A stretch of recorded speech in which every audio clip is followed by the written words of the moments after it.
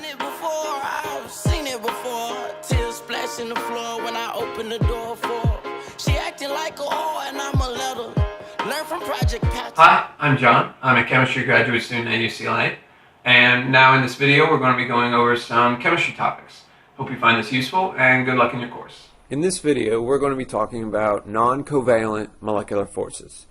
So we're going to start out with just an overview of this topic and then go into more detail for each of the types of non-covalent molecular forces that you'll see. And then we'll go over basically a roadmap to help you figure out exactly what molecular forces are at work in whatever system that you might be questioned about. Some consequences of molecular forces, in particular solubility. Another big one are some of the other physical properties of matter. Very common one, boiling point, can be related back to non-covalent interactions. We'll talk about that as well. And then finish up with just a couple of practice questions. So to start out, non-covalent molecular forces are attractive forces other than covalent bonding between atoms and molecules. Now the question is, why do we study this? Why do we bother? Well, basically, non-covalent forces control the association of molecules, the attractive coming together of molecules. Now this, in turn, causes a myriad of physical properties or controls the physical properties of molecules and molecular assemblies. So, for instance, physical properties, it causes control over the melting point, boiling point, solubility, etc. of molecules. Molecular organization into larger structures such as membranes in biological systems. And also molecular recognition such as substrate enzyme docking and interactions between drugs and proteins in the body. So molecular structure basically controls all of this. So for example, very important biological properties such as drug effects are influenced by the physical properties, the boiling point, solubility, which are a result of non-covalent molecular forces, and chemical properties such as reactivity of molecules. So an example to consider here is this molecule. This is penicillin G. It's a very common antibiotic. And the structure of this molecule determines its biological properties. It determines its drug effect. For example, the strain in this four-membered ring allows the irreversible inhibition of enzymes in the body.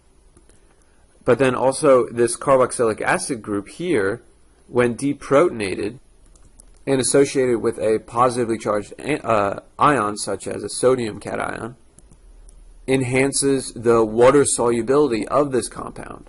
And so both of these things together influence the antibiotic behavior of this compound. But so what we're going to be focusing on in this lesson is how molecular structure can influence the non-covalent molecular forces between one molecule and another, and therefore the physical properties such as solubility. So then, how do we measure non-covalent forces? Well, we can consider the evaporation of water, and we can look at this step by step. So the stronger the attraction between the water molecules means that there's more energy required to disrupt the attraction between them. What that means that there's more energy needed to evaporate liquid water, which means that liquid water would have a higher boiling point. Now, boiling point is something that can be obviously easily measured, and therefore it's a useful approximation of attractive forces. So the attractive forces in liquid water keeps the molecules close together.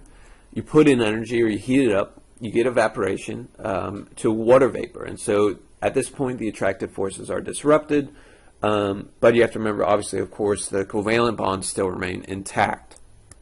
Now, a more exact definition of boiling point is the temperature at which the vapor pressure of a substance is equal to the ambient pressure. Now, we use boiling point as a way to measure non-covalent forces, but not melting point.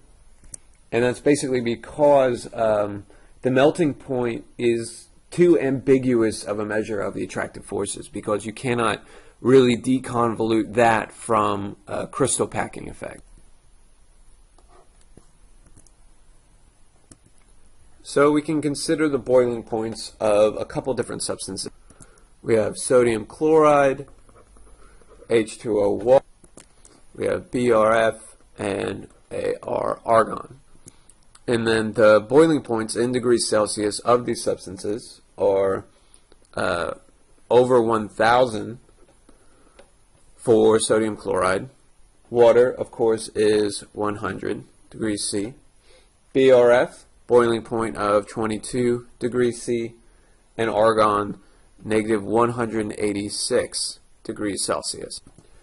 Now this increasing boiling point is indicative of increasing magnitude of attractive forces between the compounds. Money making